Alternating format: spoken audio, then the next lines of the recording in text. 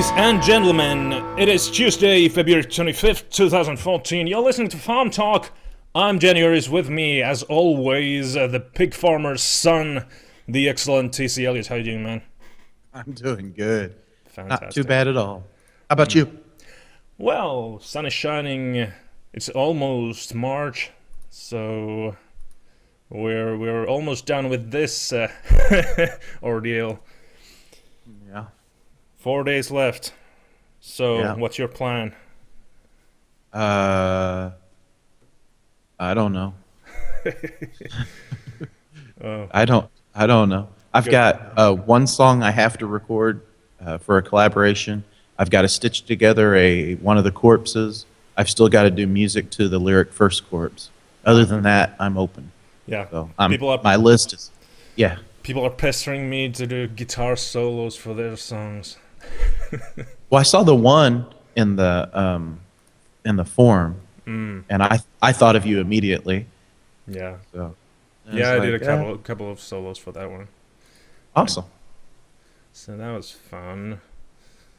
What's being something caught my eye here as plagiarism paralysis. This thing, Paralysis. well, that's the thing Per- that I'm often worried. Not often, but sometimes I'm worried that I unintentionally copy something that I've heard over the years played on radio or whatever. Because I listen a lot of music, and then if I accidentally do something that I really like and I really put my effort to it, then it's kind of gonna suck if it turns out, well, you know, it was already a song. Yeah. I understand that, and I used to go through that too, but I got to the point now where I don't care. Well, I don't care too much, but I have this project I'm doing, the heavy metal project, and I did 10 songs, and a couple of them were okay. So one of the okay ones has a really distinct melody that I love to death, so to speak. And I I I could have sworn I've heard that somewhere, and it's driving me nuts. I've been thinking for that one melody for like 10 days now, and I can't figure out where I've heard it, and nobody seems to notice. Then again, Yeah. I guess people just don't listen to the kind of music I do. Yeah, it's tough. It really is because, like you said, you're wanting to not only if you're going to release something, but if you're just in FAWM, you don't want to be using something else. But that being said, I wrote a song several FAWMs back, and my wife listened to it and said, "Oh, that sounds just like a Conway Twitty song." I don't listen to Conway Twitty. I've only heard like 3 songs on the radio when I was a kid, Yeah. purely by accident. I have no clue. And she told me the name of the song and everything, and I still haven't listened to it, and I have no clue. I've never heard that song, Yeah. you know? So the coincidence factor is there as well. I mean, it may not be, okay, my brain remembers this and it was cool and now I'm going to use it. It may be just literally coincidence because Yes. there's 12 notes that we use over and over again. And if you worry about it too much, it is paralysis. It keeps you from being creative. On the other hand, you've got a very valid point. If you're going to be putting together 10 or 12 songs to put on a release, whether it's a physical release or a download or whatever, and you're going to put a good effort into it, you definitely don't want the comment on the song being, "Oh yeah, that sounds just like whatever." Yeah, And not even that it sounds like it's just like something else, because a lot of my songs sound just like Iron Maiden, but they're not their songs, they're not their melodies. But that melody just keeps it's stuck to my head. It's like it's note per note something I've heard somewhere, and I don't know what it is. yeah, that would drive me crazy. It doesn't matter if something sounds kind of like something, but like Well, people are really like trigger heavy in the US to sue people if they feel they're being ripped off. I don't think they're that that like sensitive suing people in other places, other countries in the world, like for instance in Finland. Right. But like one thing that comes to mind is Joe Satriani suing the Coldplay because of this one song that kind of had a little bit of a melody that kind of sounded a little bit like one of his songs. Yeah. And I don't care about that kind of stuff. If somebody rips off my song, I really don't care. Go nuts. but if somebody like if it's a well-known song and somebody comes to me and says, well, you ripped off this song, you just took that melody and put that in your song, that's something I feel like I couldn't I mean, what do you do at that point if you have the song on sale somewhere? What do? You take it off? What's the procedure there? I don't know. Yeah. Well, here in the States, if someone is claiming copyright, once you recognize it and have been noticed, you have to stop all dissemination. Mm-hmm. So it doesn't matter if it's free, if it's for sale or what. So if you have, let's say it's a major release, then you've got two choices. You either have to pay the royalties for that to or a part of them, but usually most of them to the claimant, or you have to stop distributing it, which would be very difficult. Like in the Coldplay scenario, let's say they discovered it and they said, oh yeah, that was unintentional, but it is true, and they wanted to stop selling it, it would be a huge cost to undertake. Yeah. So what happens a lot of times is there is a settlement of some sort, or there's a added whatever. But I agree with you. I think it is in the States, the legal system has been influenced a lot by special interests. Like laws get passed just because a very vocal but minor group of people want it to happen, whatever it is, which has made the legal system less straightforward and more apt to be abused by somebody who's just wanting money. Yeah. And you see that happen a lot, quite a bit. So I agree with you 100%. From everything I've seen and read from other countries, it's not nearly as happens as often as it does here in the States. Well, the thing is, so it is a concern. But it's also the thing that if I accidentally did rip off someone like Coldplay, I don't think they did that on purpose.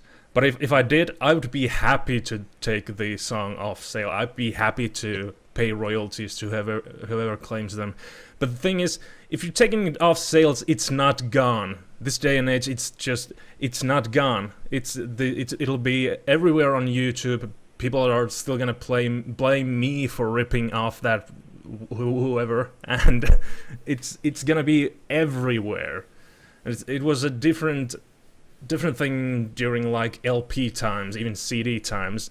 You couldn't like copy music that easily, but nowadays it's just everywhere. Once it's released, it's out there. It's not going anywhere. Yeah, I got you. That's a good point that you're not going to stop it. But I don't think, like in the Satriani thing, I really like Joe Satriani. Is everything I've read about him. He does interviews. He seems like a really not only his music, but he just seems like a pretty down to earth guy. Yeah. And I don't want to say the guy didn't have a good claim or did have. I think he ended up winning in that scenario. So I don't know. But like in that, what was really the ultimate goal? Was it to stop it or just get credit? Because that was, I don't understand why someone would do that other than to set the precedent that if somebody else does it, it's going to be a problem, so you better not steal from them. I think it was for the credit, because I remember him saying like he really put his heart and soul to that song, and he really like felt it was a important part of his career and his music, and he just wanted to be acknowledged for it. His Coldplay is a lot more popular than Satriani. And I agree. I like him as a person a lot. He's feels like a really down to earth guy, but I don't know what he was going for with that. I got you. And it's not an easy issue at all. So. I know. But yeah. That's a good point. It's one of those things you can't really control. You just have to let go and hope for the best. Yeah. Okay. Yeah, definitely. Let's play music. Cool. We don't want to be talking the whole show again. Again. Oh, here we go. We got Bitch Red with a song called Doesn't Have to Hurt.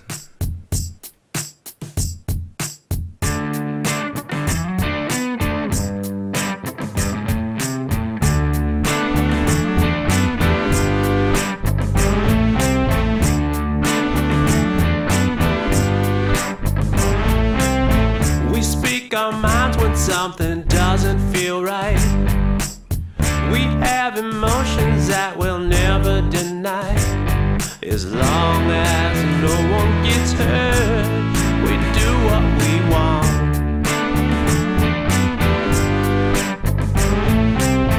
We wake up to this life and kiss it hello. We're not afraid of light exposing our soul. As long as this world will have us, we do what we want.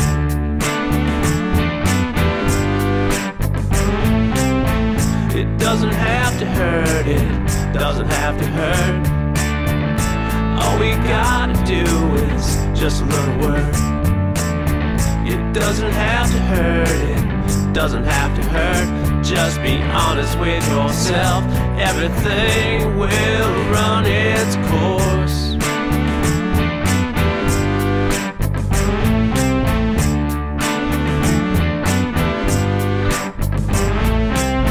We listen to you when you need someone near. We find it natural when we share the same fears. With love and understanding, we do what we want.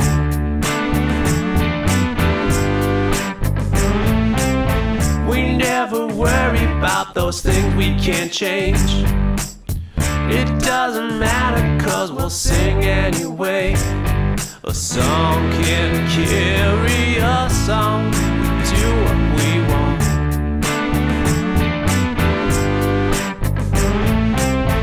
It doesn't have to hurt, it doesn't have to hurt.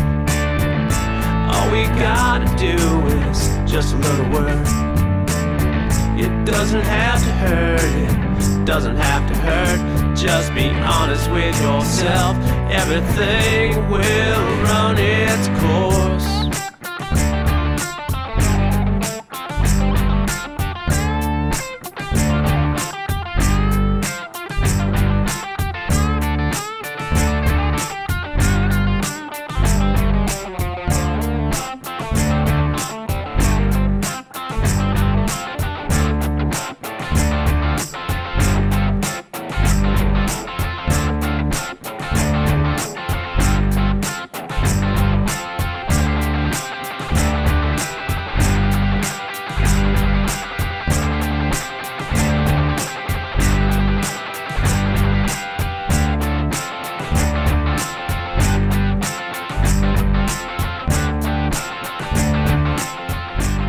Oh, Doesn't Have to Hurt by Bitch Red.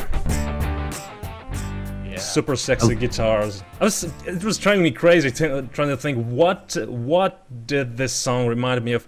But it was an Aerosmith song. It was Aerosmith. He ripped up Aerosmith.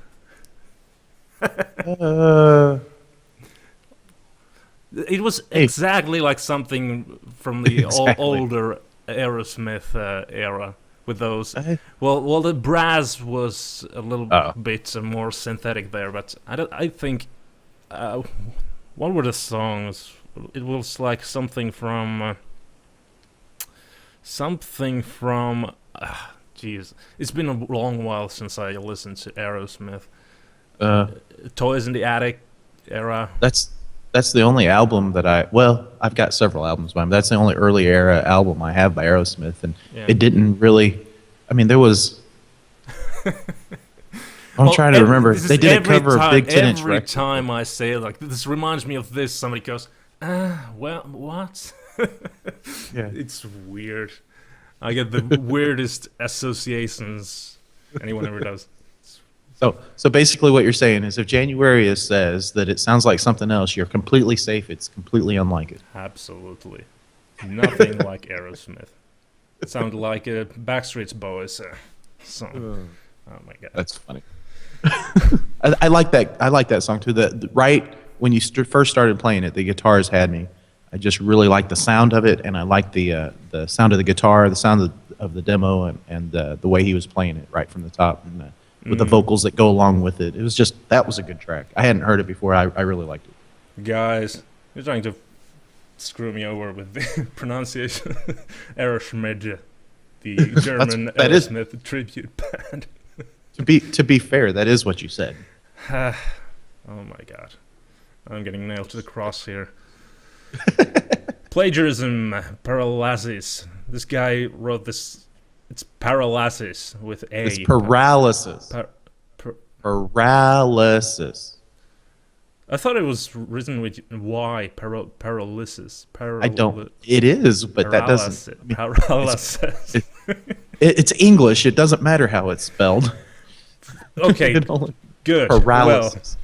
And I wouldn't have corrected you so much, except for that it seems like to be the theme in the chat room right now. So. Yes, we need to continue that. We need to get to the trend bandwagon. Okay. Jules BF wrote, the last few days I've been stuck with plagiarism paralysis. He even wrote it paralysis with an Y here. Every chord change and riff I come up with, I have a nagging feeling it's from someone else's song. I have a fear of posting only for someone to point out that I have nicked a riff from an AC/DC song. I don't know if it's the amount of work I've gone into this amount of writing stuff, far more than I have ever done in my life. Anyone who's finding they're using the chords from a song that they write a few weeks ago. I mean, I used to be super worried about chord progressions. I just couldn't write anything that used the same chord progressions from another song. And I just kept coming up with just weird songs. I didn't even like those, but they just sounded super nasty. And then I got over it, and now I write pretty much everything with the exact same chord progressions. The popular ones, the 1-4-5s and the 1-6-7s in the minor key. Right. I just every song of mine just repeats those lines. And I didn't think you can't get caught up with with chord progressions, and if you use same one as some popular song, you have to like go past that and concentrate on the melodies and that sort of thing. I got you. Yeah. I think we all get in a rut or at times can get into a rut where it's starting like all the music sounds the same or everything. You're using for some reason, I go to the key of G all the time, and I don't know why. It used to be the key of E, but it's always like when I start playing, right there it is, and it's aggravating. It doesn't. I mean, I could have 4 different chord progressions, and if you change a key, you can make it sound different. But for some reason, there I am in G.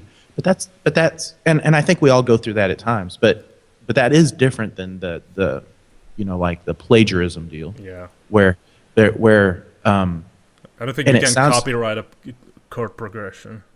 Yeah, right. You can't copyright a chord progression. You can't copyright a title. However, the fear that everything you do, regardless of what's going to sound like something somebody else did, that is paralyzing. It really is, because that worry is going to overtake any creativity. I mean, that's the easiest way to clamp down and not be creative.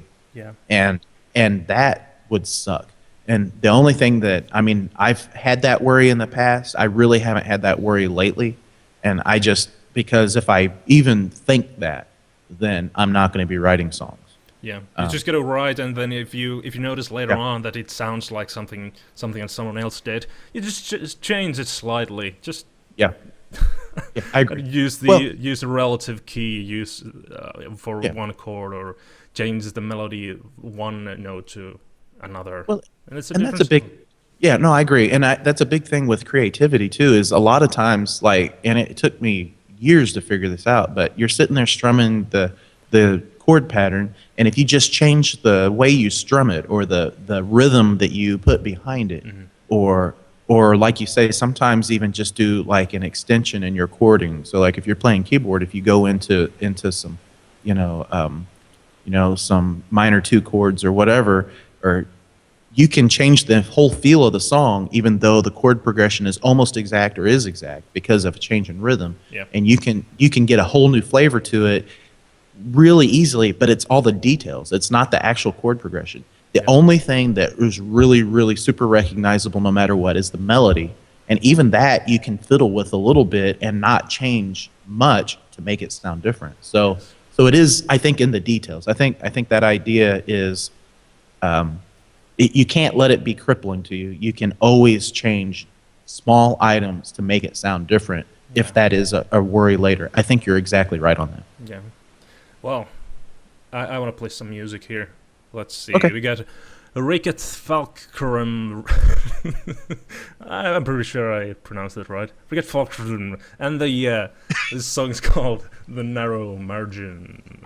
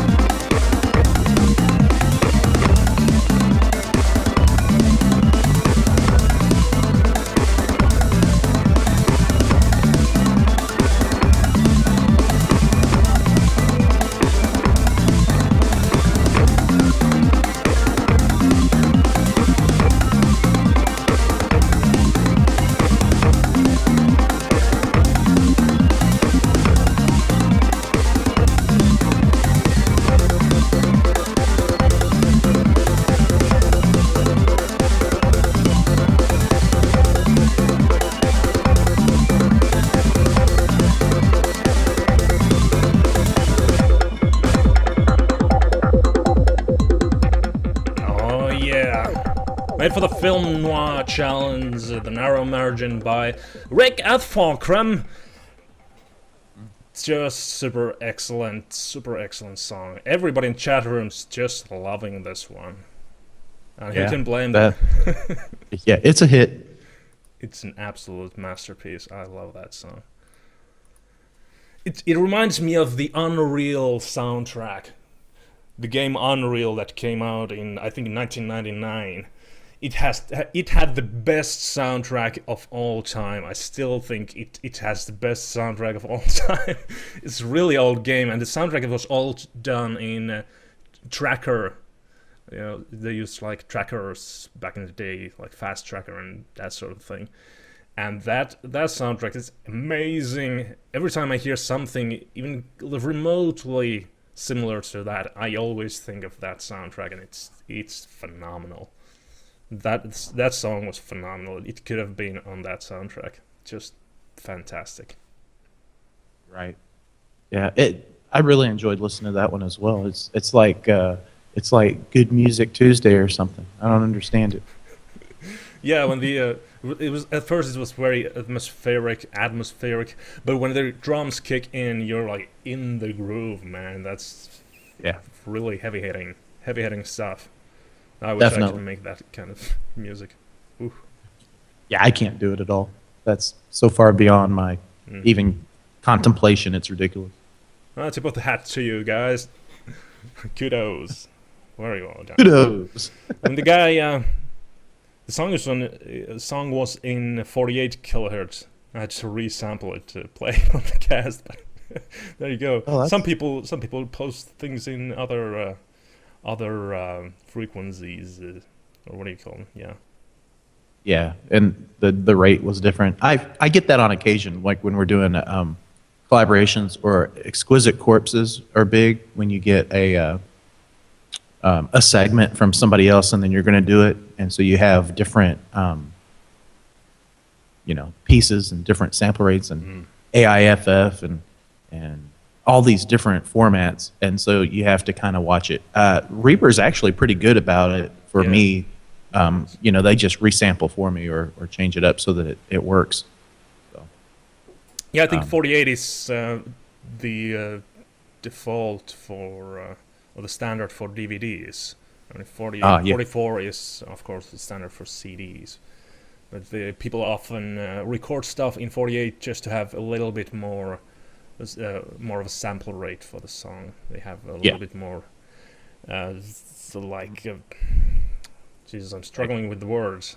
A little more dynamic, a little more control over the mix later on. Yeah, it definitely has the more samples than the possibly the better the sound. I figure with my recording process and sound and what I do, it's not worth the extra trouble. Yeah, actually, some people have posted stuff in 22 kilohertz. So we sometimes do that too, people. But yeah, Reaper is fantastic with bit rates, and we just drop it in there, and it pops up a little icon like, "Hey guy, this was resampled," but just so you know. Yeah. Yeah, we're running out of time. And I like. Yeah. You like what? Come on. Don't quit on me now. Oh, man. Jesus, we got three FAWM talks left. Is this how it's going to be? I don't know. Maybe. Well, one more song. This one is Collaboration. It's not even Monday. Gotcha. Well, it's an honorary Monday. We're going to play something by Right and Wrong and Bith Prod. Is that how you say that? Bith Prod. Yeah. Perfect. The song's called My Rebirth. Yeah. We're going to be back tomorrow, guys. So if you had fun, just don't miss the tomorrow's show. Right. Exactly. Yeah. Thanks, Januarius. Good show. Thank you, TC. So until next time, write some great songs, people.